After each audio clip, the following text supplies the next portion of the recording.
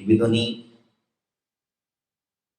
और भगवान महावीर स्वामी की दिव्य ध्वनि में के माध्यम से सैनिक राजा ने उनसे प्रश्न पूछना, व्रत के बारे में जानकारी प्राप्त करना, क्योंकि जितने भी प्रथमान योग आदि जो हमारे यहाँ उपलब्ध हैं, जो ग्रंथ हैं, जो जिनके व्रत चारित्र हमारे यहाँ उपलब्ध हैं, क्योंकि सबसे ज्यादा भगवान महावीर स्वामी के समुश्रण में प्रश्नकर्ता सैनिक राजा हुआ करता है। वो राजा सैनिक ने भगवान से कई प्रश्न किए और इस प्रकार से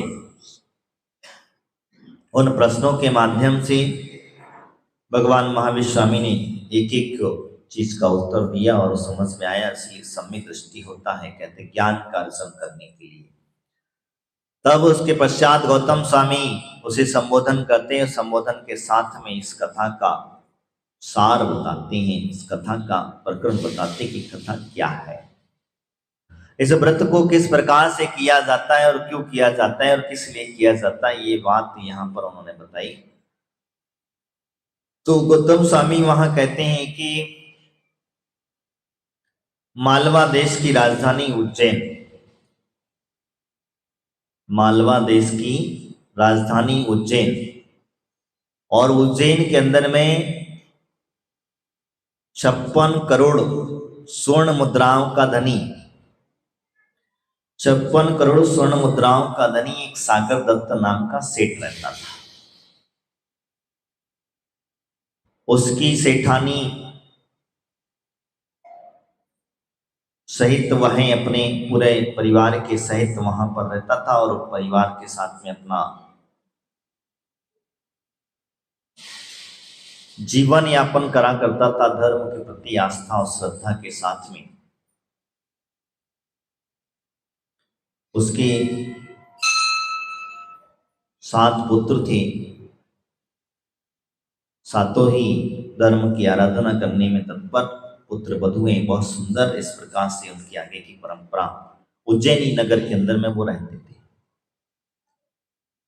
एक दिन उज्जैन के अंदर में एक मुनिराज वहां पहुंच जाते हैं और मुनिराज उद्यान के अंदर में बैठते हैं, विराजमान होते हैं। तो स्वाभाविक चीज होती है कि सभी लोग दर्शन करने के लिए, क्योंकि पहले जो मुनिराज आपके मंदिरों में आकर के नहीं रुका करते, नगर के बाहर जो भी उद्यान होते, जो भी गुफाएं होती थी, जो भी रहने के स्थान इस तरीके से होते थे, उनमें मुनिराज हमारे प्राय करके ज्यादातर रुक जाया करते थे,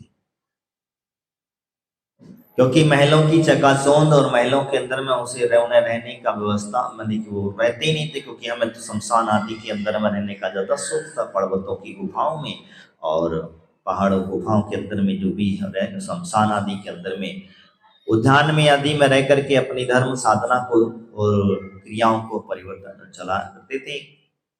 तो जब मुनिराज वहां पहुंचे उद्यान के अंदर में, तो नगर के सभी लोग जो है बढ़िया बढ़िया सुंदर सुंदर कपड़े वस्त्र पहन करके महाराज के दर्शन करने के लिए पहुंचते हैं। तुम्हारे जैसे नहीं।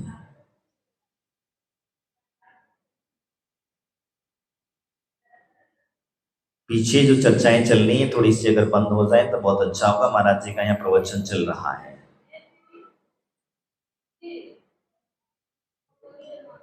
तो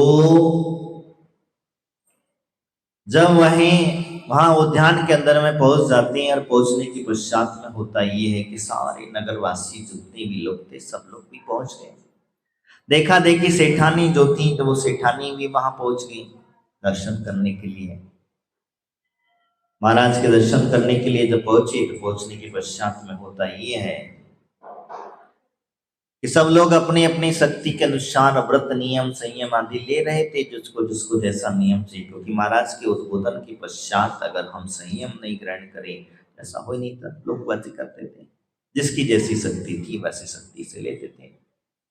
जब शक्तियां अपने अनुसार में लेकर के वो चलते थे, वो जो व्रत आदि पूजा आदि जो है जो भी करना था उनको लेकर के चलते थे, और लेकर के अंत में होता ये है कि अब सेठानी ने देखा कि सब लोग चले गए हैं, क्योंकि सबके लोग सामान्य अगर हम व्रत लेंगे पूछेंगे तो गड़बड़ हो जाएगा, सब लोग हंसेंगे।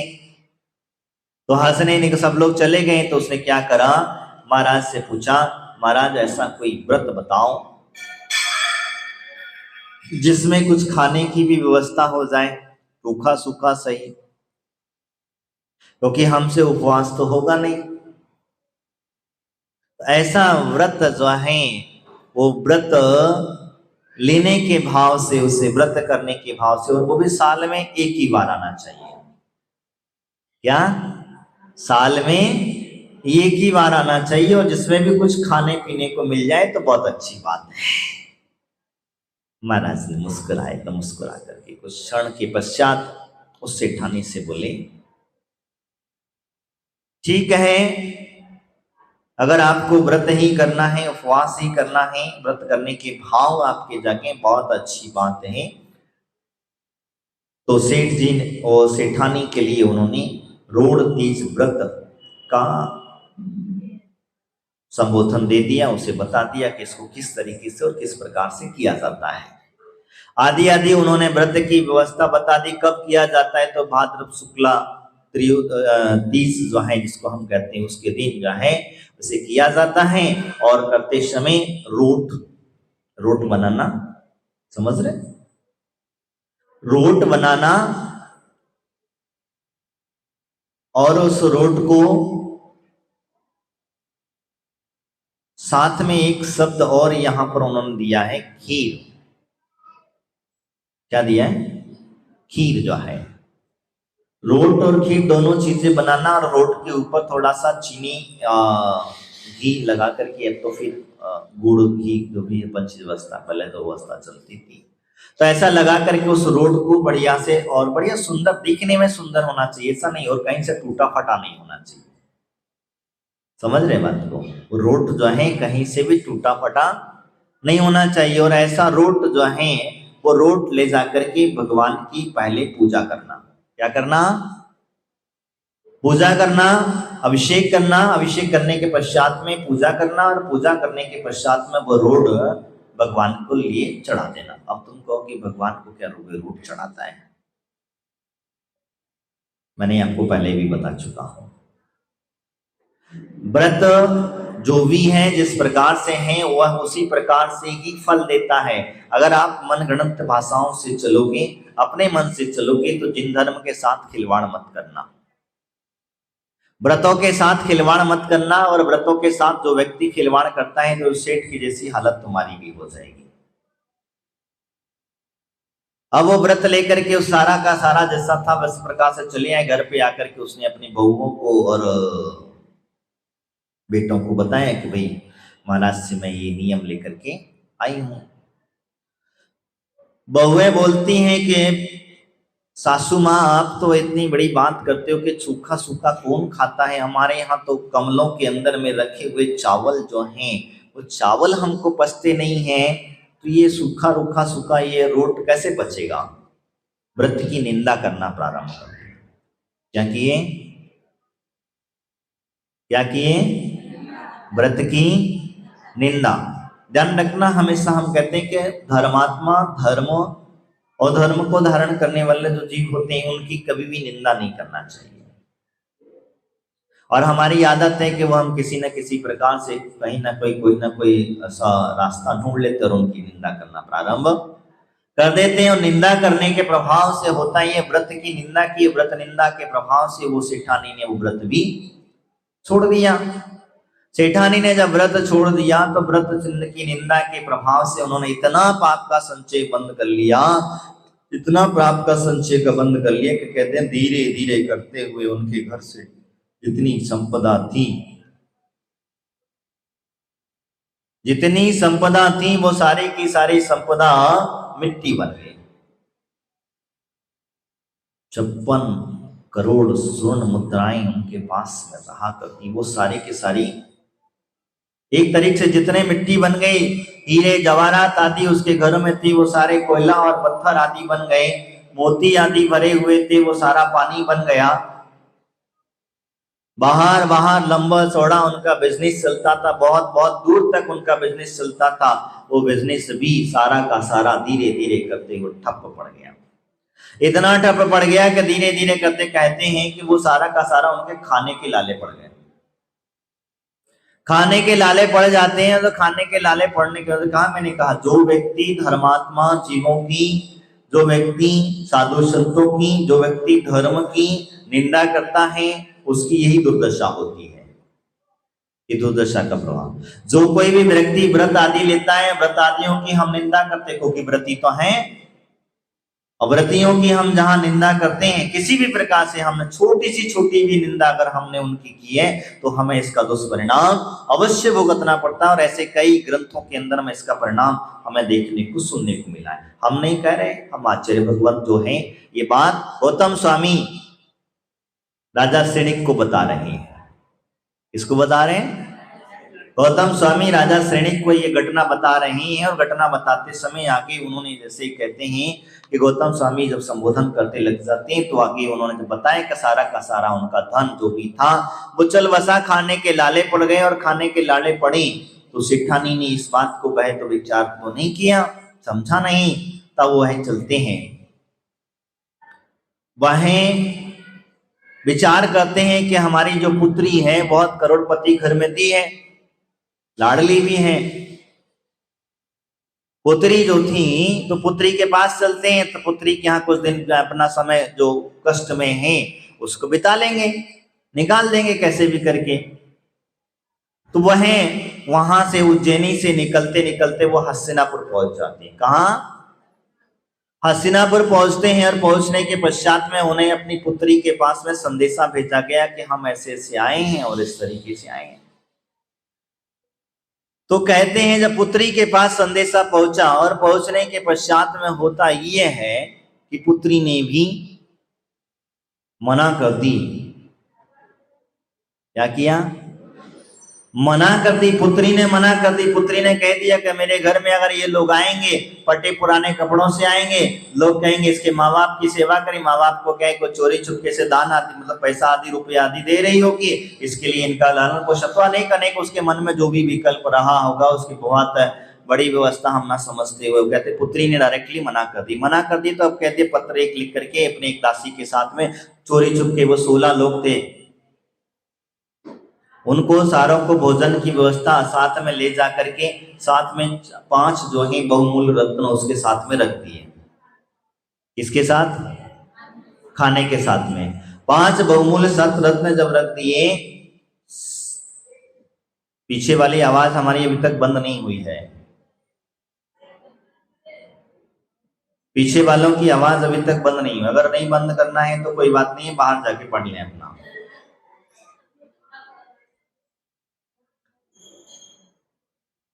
तो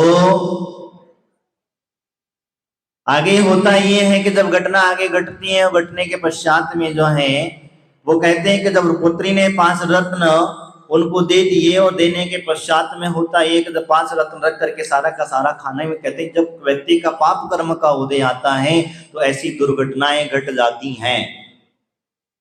तो जैसा बढ़िया सुंदर बढ़िया, तब पत्नी ने तो बहुत अच्छे भाव से पुत्र अच्छा सुंदर सुंदर भोजन भेजा था, और उसके साथ में सोचा था कि 5 रत्नों से अपनी आगे की जीवन यात्रा चला लेंगे।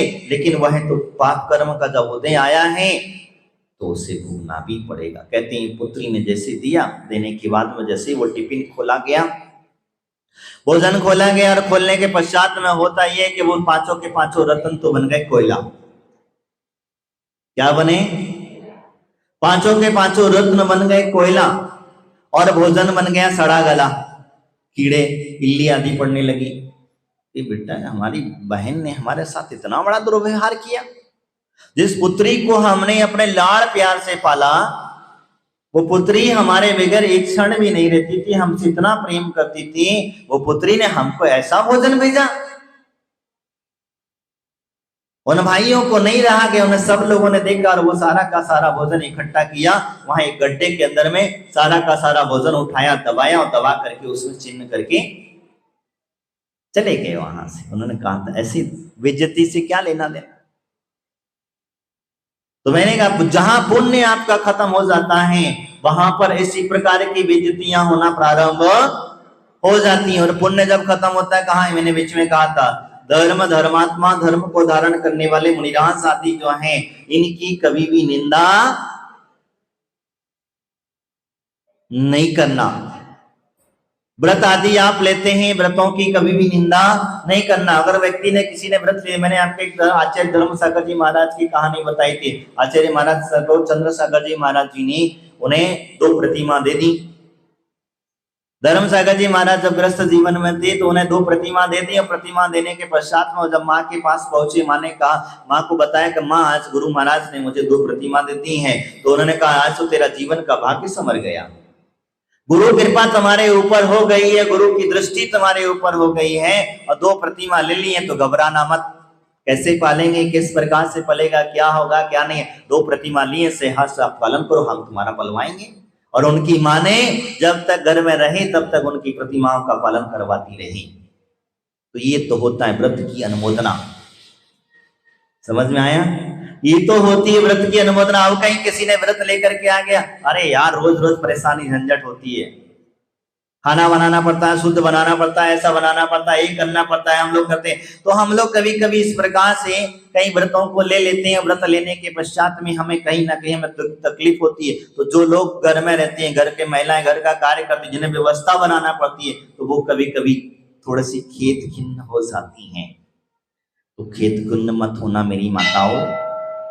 अगर किसी ने व्रत ले लिए हैं, या आपके पति ने व्रत ले लिए हैं, या आपने बच्चों ने व्रत ले लिए हैं, और कोई भी व्रत ले लिया है, तो आप उनकी व्यवस्था उसी रूप में बना देना।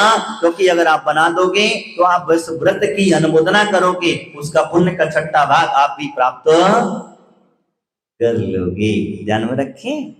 तो इसलिए अब हम आगे चलते हैं। तो जब व्रत की निंदा की, व्रत की निंदा करने के पश्चात वह उनके बेटी के पास में गए। बेटी ने वह कोई आदर सत्कार नहीं किया, और बेटी ने जो कुछ भी भेजा था, बेटी के भाव बहुत अच्छे थे, उसने तो बहुत अच्छी तरीके से भेजा था, लेकिन उनका पाप कर्म का उदय चल रहा था, उन्हें व्रतों की निंदा का प्रभाव उनके मन में चल रहा था। तो उन्होंने जब इस प्रकार से समझे, तो कहते जब वह पाप कर्म की वजह से व्यक्ति इस प्रकार से जब पाप कर्म का उदय आया, तो उसकी वजह से वो सारा का सारा वह मिट्टी बन गया, और वो आगे चल जाते, भूखे प्यासे बेचारे वहां से भी आगे निकल लेते हैं। अब आगे पहुंचने के पश्चात में बेटी के पास से वहां से छोड़ करके हस्तिनापुर छोड़ा। हस्तिनापुर छोड़ने के बाद में एक बगल में ही बसंतपुर नाम का गांव था। हस्तिनापुर के पास में ही एक बसंतपुर नाम का गांव था। वहां पर उनकी ससुराल थी। किसकी? सेठ सागर दत्त की, जिसकी हम तो कहते हैं, इसके पास में उसकी ससुराल थी। और उसकी बहन जो है वह जब आई है, तो वहां पर ससुराल में पहुंचने अपने मामा के यहाँ जा रहे थे। तो 6 भाई थे, तो साथ में जो गए थे, सब लोग मामा के यहाँ जा रहे हैं। कहा चलो ठीक है। अब वहां गए, तो वहां जाने के बाद में होता ये है कि भगवान मामा के यहाँ तो रोज उत्सव होते रहता था। रोज उत्सव होते होते अचानक से वहां भी जब पहुंचने के बाद उन्होंने पत्र लिखा कि देखा कर यार, यहाँ मामा का ऐसे फटे पुराने कपड़ों में जाएंगे तो उन्हें अपने साले की बेइज्जती भी हो सकती है। तो उन लोगों ने विचार किया कि उत्सव खत्म होने के पश्चात हम लोग जाएंगे। वो चलते हैं कि एक बगल में ही, पड़ोस में ही एक उद्यान था। उस उद्यान के अंदर में वो जाकर के ठहर जाते हैं। वह जब ठहरने के बाद में जो सब लोग इतने दिनों से भूखे तो थे ही, भूखे भूखे चले आ रहे थे। आते आते वहां पहुंचते, देखते कि पीछे का एक दीवार थी। दीवार के अंदर से पनारे मोरी चल रही थी, जिसके अंदर में माड़, चावल का माड़ बह रहा था। उस माड़ को देख करके उन गरम गरम माड़ बह रहा था, क्योंकि उसे पता था अपने भाई के यहाँ तो राय दिन कार्यक्रम चलते रहते, तो कल चलता रहेगा शाम तक। एक मटका लाई बेचारी जो सेठानी थी, एक मटका ला करके धीरे से ले जा करके उस माड़ को वहां पर लगा दी कि वो जैसे जमीन पे ना गिरते हुए उस मटके के अंदर में गिरे। उसकी भौजाई जो थी वो छत पे से देख रही थी। छत पे से देखते देखते होता ये है कि जब उसने देखा अगर ये वापस दरिद्री फटे पुराने कपड़े और ये आएंगे और घर में रहेंगे तो फिर वापस से कुछ ना कुछ मांगेंगे करेंगे, इससे अच्छा इनको यहाँ से वापस रफा दफा। कहते हैं पाप कर्म का उदय व्यक्ति का चलता है तो बहुत बड़ी व्यवस्थाएं समझ लेना। कहते हैं वो धीरे धीरे करते, वो कहते उसने एक लिया पत्थर, उस मोरी में सरका दिया था। वो माड़ के साथ में पत्थर भी जाकर के मटकी में जाकर के गिरा। क्या हुआ? मटकी में जाकर के गिरा। मटकी में जैसे ही गिरा तो मटकी की सुरक्षा करने के लिए जो सेठानी थी वहीं खड़ी हुई थी। उसने कहा मटकी जैसे गिरा, माँ के गरम गरम जो माड़ था वो सारा का सारा सेठानी के पैर में जल गए। जलने की वजह से बच्चों ने विचार किया, उसके एक चद्दर में डाल करके वो चारों के अपने बच्चों को साथ में वहां से भी वो चल दिए जाते हैं। बिना मिले ससुराल वालों के यहाँ भी उसकी निंदा हो गई, अवहेलना हो गई। अब ये घटनाएं आगे बढ़ती, बस्तीपुर से भी वो आगे चलते चलते पहुंच जाते हैं अयोध्या।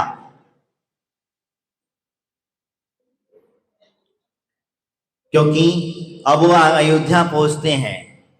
अयोध्या पहुंचते हैं, अयोध्या के अंदर में उनका एक मित्र रहता था। कौन रहता था?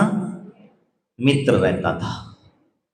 उसने विचार किया कि भैया रिश्तेदारों के यहाँ तो हमने बहुत जाकर के देख लिया, समझ लिया, सब लोग मैं दोनों जिसको घनिष्ठ समझते थे, और बेटी से ज्यादा घनिष्ठ कोई रिश्तेदार होता नहीं है, और ससुराल पक्ष से ज्यादा कोई घनिष्ठ रिश्तेदार होता। दोनों जगह उन्होंने देख लो, दोनों जगह भी उन्हें ठोकर खाना पड़ी।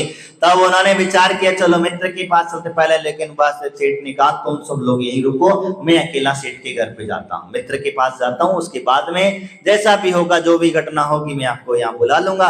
अगर वो रुकने के लिए जगह देगा, रुकने तो बुला लूंगा, नहीं रुकने की जगह देगा तो ठीक है। मित्र को पता चला कि सेठ जी अपना मित्र आया है, तो बहुत आओ भाव भगत करी, उसकी बहुत सेवा ससुर, बहुत सुंदर सुंदर से भोजन आदि सब कुछ बनवाया। लेकिन कहते हैं उम्र पाप कर्म का उदय बड़ा विचित्र होता है, कभी दुर्घटनाएं ऐसी ऐसी घट जाती हैं। तो कहते हैं वो सेठ ने अपना ही जिस कमरे में वो सेठ उसका जो मित्र रहता था, उस मित्र ने अपने मित्र को, दूसरे मित्र को, जैसे सागर दत्त को अपने ही कमरे में रुका दिया गया। रुकाते समय वहां पर बहुत सुंदर व्यवस्था थी, रुका दिया गया। रुका देने के पश्चात में होता यह है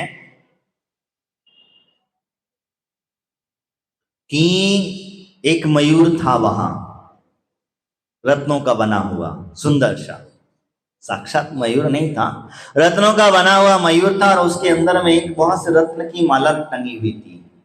आप लोग बनाते हैं शोपीस के अंदर में, शोकेस था, बहुत सुंदर लगा हुआ था, घर में रखा हुआ था, वो टेबल के ऊपर रखा था। वो रत्न देखता, वो होता ये बहुत सेठ तो बस अपना देख, मतलब अपना आगे की प्लानिंग कर रहा था। पड़े पड़े पड़े पड़े अचानक उसकी दृष्टि जाती है उस मयूर के ऊपर। मयूर के ऊपर दृष्टि जाती है, तो मयूर के ऊपर जैसे ही दृष्टि पड़ी तो मयूर जो है वह अचेतन है, रत्नों से बना हुआ मयूर है। लेकिन देखिए आपका पाप कर्म का उदय जब आता है तो उसे मुंह में जितनी मुंह की जो माला थी वो सारी की सारी माला अंदर गटक गया। क्या करा? वो रत्नों की सुंदर माला थी, वह माला जो है अंदर गटक गया। अब अंदर गटक गया तो सेठ जो सो रहा था सागर दत्त जो है अपने मित्र के घर में, तो उसने विचार किया कि मैं अगर यहाँ पर ज्यादा देर रखा और मित्र को पता चला तो लोग कहेंगे चोर है, इसने चोरी की होगी, कहाँ गई माला।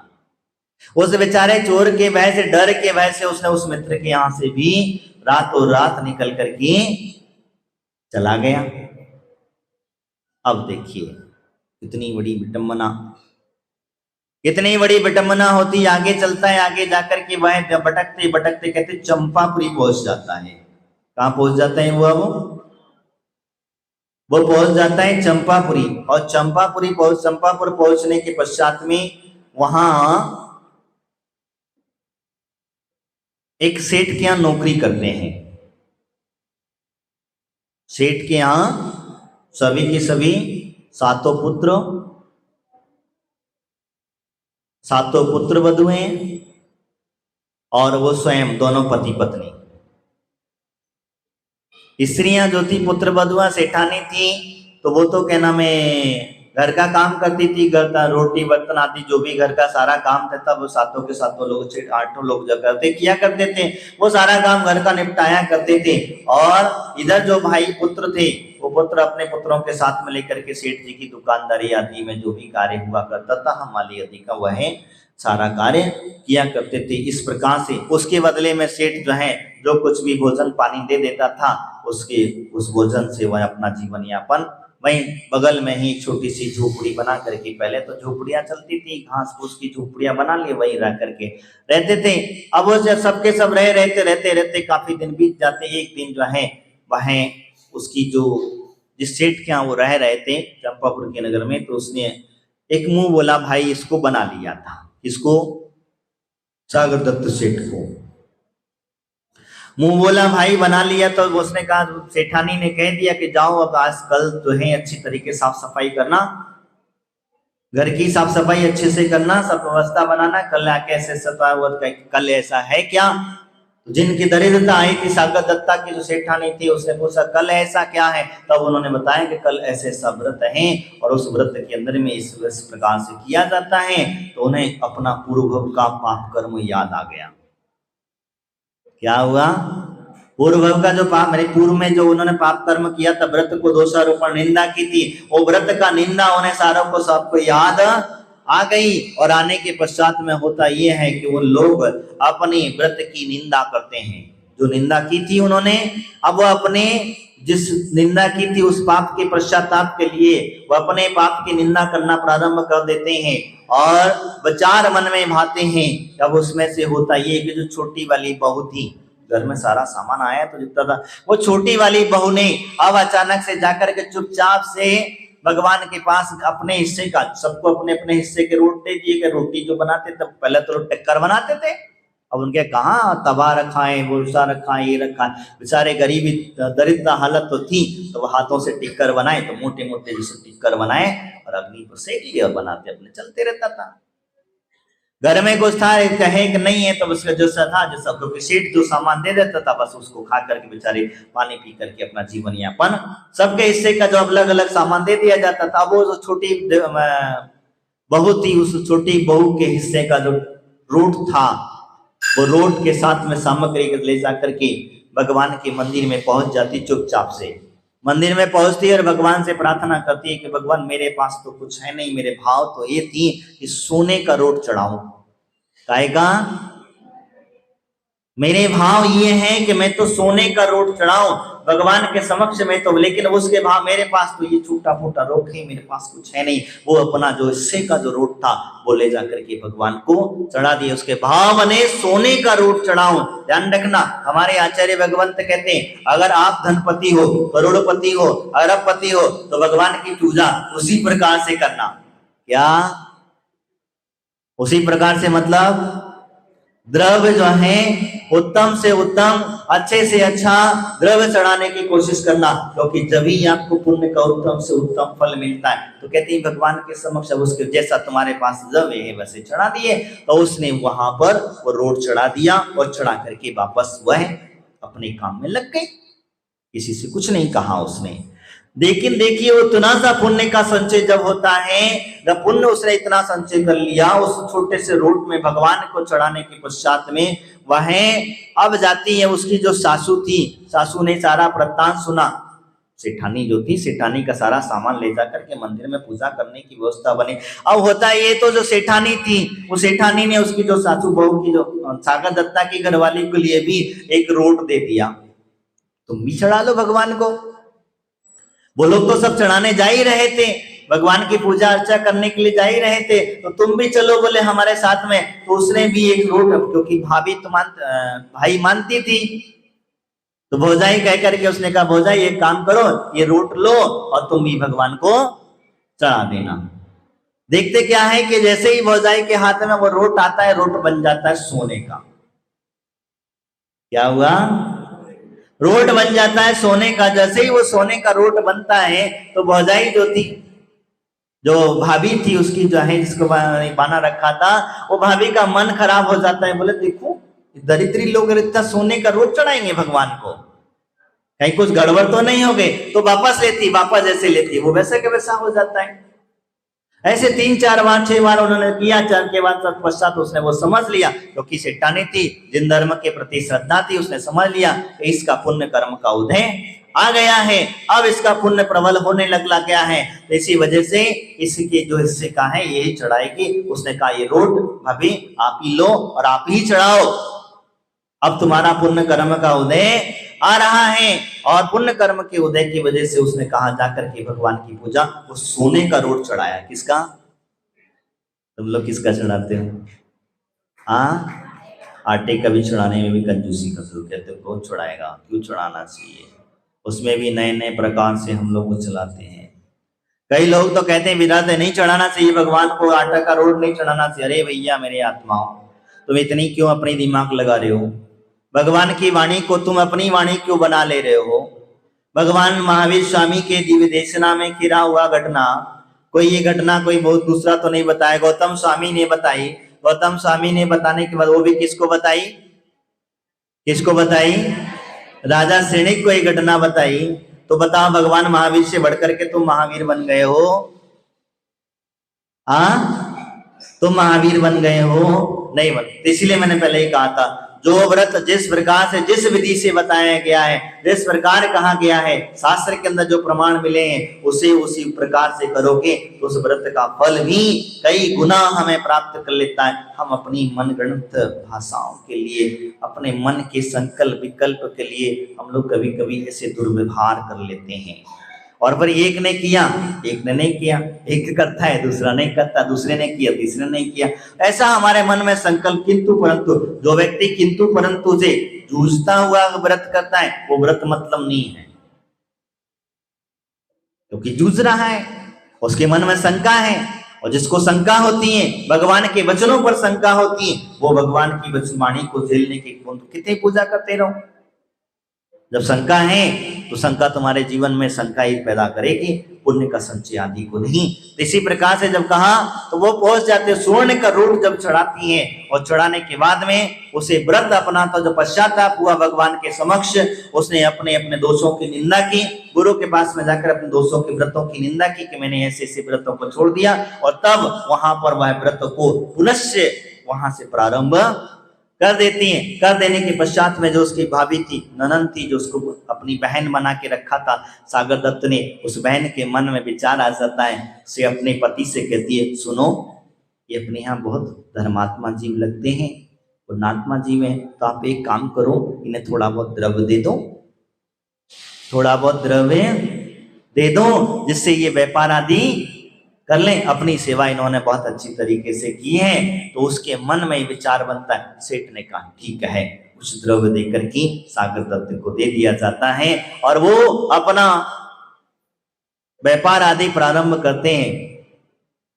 व्यापार आदि प्रारंभ छोटे से द्रव्य से अपना व्यापार प्रारंभ करते हैं। तो कहते हैं धीरे धीरे धीरे धीरे धीरे करते हुए इतना व्यापार बढ़ जाता है कि वह जैसे पहले उनकी व्यवस्था थी, जो पहले उनके देश विदेशों में उनका माल जाता था, उनका सामान जाता था, जो रत्न घर में जो थे, जो सारा मिट्टी बन गया था, जो कोयला बन गया था, वो सारा का सारा जैसा का जैसा पुनश्च प्रकट हो गया और वापस वह व्यापार करके घूमते घूमते पश्चात अपने पहले ससुराल गए। कहाँ गए? पहले मित्र के पास गए। मित्र के पास गए तो जो मोर जे थी, मोरनी ने जिसने जो हार उगला था, जो सोने जाए रत्नों का हार, जैसे ही उसके पास पहुंचने के पश्चात में होता है, मित्र ने बहुत अच्छा आनंद लगा, अरे मैं तो तुमको कुछ धन देने वाला था, तुम मुझे रात में बिना बताए चले गए। तो कहते हैं वो देखते हैं मोरनी जो थी, अब वो मोरनी जो निगला था वो उगलने लग गई। क्या हुआ? मोरनी जो थी, जो निगला था, वो उगलने लग गई। तो वो किसका प्रभाव था? अब पुण्य का प्रभाव उसका। देखिए तो उगलने लग गई। तो उसने तो अपने मित्र से और जो मित्र नौकर चाकर थे, देखो तुम्हारा हार मैंने नहीं चुराया था। चोर कौन था? ये मोरनी थी। अब वो अचेतन पधा काट लकड़ी रत्नों की बनी हुई मोरनी, क्या वो ऐसा भी कर सकती है? लेकिन हाँ भैया, जब किसी व्यक्ति का पाप कर्म का उदय होता है तो ऐसा हो जाता है। तो पुण्य कर्म का उदय है तो वो अपने मुंह से सारा का सारा सेम का सेम उगल करके रख दिया। मित्र से मिला, मित्र के पास में खूब सम्मानित रहा। वहां से आगे, वहां से अब देखो उसका सम्मान होता है। पुनश्च वह अपनी ससुराल गया। कहाँ गया? ससुराल गया। ससुराल में खूब उसकी आवभगत हुई। किसके प्रभाव से? पुण्य के प्रभाव से। वो उसकी ससुराल में उतनी आवभगत हुई, इतनी आवभगत हुई कि उस आवभगत के चक्कर में कहता, तुमने तो भैया पहले तो हमें बहुत निंदा करी थी, मार भी तो हमारा मटका फोड़। नहीं भाभी क्षमा करो, हमसे अज्ञानतावशात गलती हो गई, भूल चूक होगी, जो माफ करो, आगे के चलते। वहां से ससुराल से आगे निकले, बेटी को पता चला मेरे माता पिता भाई बहन आ रहे हैं। उसने खूब बैंड बाजों से ले जा करके उसका स्वागत करा। जहां क्या खाने के लाले थे, खूब बैंड बाजे लेकर के बेटी पहुंच जाती है माता पिता के तरफ लाने के लिए और कहते हैं बेटी ने खूब उनका स्वागत किया। स्वागत करने के पश्चात में मैं संक्षिप्त बता रहा हूँ, पश्चात वो घर ले जाती, घर ले जा करके बातचीत चल रही थी, ऐसे ही बातचीत चल रही थी तो भाई ने उनके ने कह दिया, भाई बहना तुमने तो हमारे लिए सड़ा गला भोजन भेजा था, उसमें कोयले डाल करके भेजे थे, आज हमारे पास धन आ गया, आज हमारे पास पुण्य हो गया तो आज तुम हमारी इतने तरीके सेवा करे, आज हमने देख लिया तुम्हारा दो मुंह चेहरा। क्या दो मुंह चेहरा हमने देख लिया है। तब ये बहन कहती भैया मैंने तो सुंदर भोजन भेजा था, बहुत सुंदर सबके लिए भेजा था और उसमें साथ में कोयला नहीं रखे थे, मैंने तो 5 रत्न बहुमूल्य रत्न आपके लिए भेजे थे, अब आपका पुण्य। तो कहते अच्छा ऐसी बात है। तो वो भाई जो थे जाकर के देखते हैं, वहां पहुंचते हैं, पहुंचने के बाद जहां गड्ढा में खोदा था तो जो अनाज मतलब जो भी भोजन था वहां गाड़ के चले गए, तो वो गड्ढा खोदा गया तो खोदने के बाद में वही होता है कोयला नहीं, क्या निकले रत्न निकले। आने की वास्तविकता पे समझ लिया कि हाँ हमारा कोई पाप कर्म का उदय रहा होगा। ऐसे मिलकर की बहन से और अपनी वापस उज्जैनी आ जाते हैं। उज्जैनी पहुंचने के बाद में जो अपना व्यापार था, जो उनका महल आदि था, जो भी उनका बिजनेस चलता था, वो पुनः जैसा का तैसा चलने लग गया। ये सारा का सारा प्रभाव वो अपने व्रत का हुआ करता है। तो इस व्रत के अंदर में त्रिकाल 24 आदि पूजा भी की जाती है और पूजा के पश्चात हम लोग ये विशेष करके ध्यान में रखें, व्रत की कोई भी व्रत हो उस व्रत की निंदा ना करें और गुरुमुख से उसको संबोधन करने की कोशिश करें। मैं हमसे यहाँ से बार बार इसलिए कह रहा हूँ क्योंकि हम लोग क्या करते हैं, कभी कभी बहुत सारी चीजों की अवहेलना कर लेते हैं और अवहेलना करने की वजह से हम उस पाप का संचय कर लेते हैं और जब पाप कर्म का उदय आता है तो हमारा धन, घर की सुख शांति, पारिवारिक जितने अपने होते हैं वो धीरे धीरे करके अपने से पराये होते चले जाते हैं और जहां पुण्य कर्म का तुम्हारा उदय आता है तो वह सब पराये भी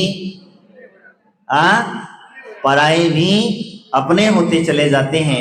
ये सारी पुण्य की व्यवस्था है।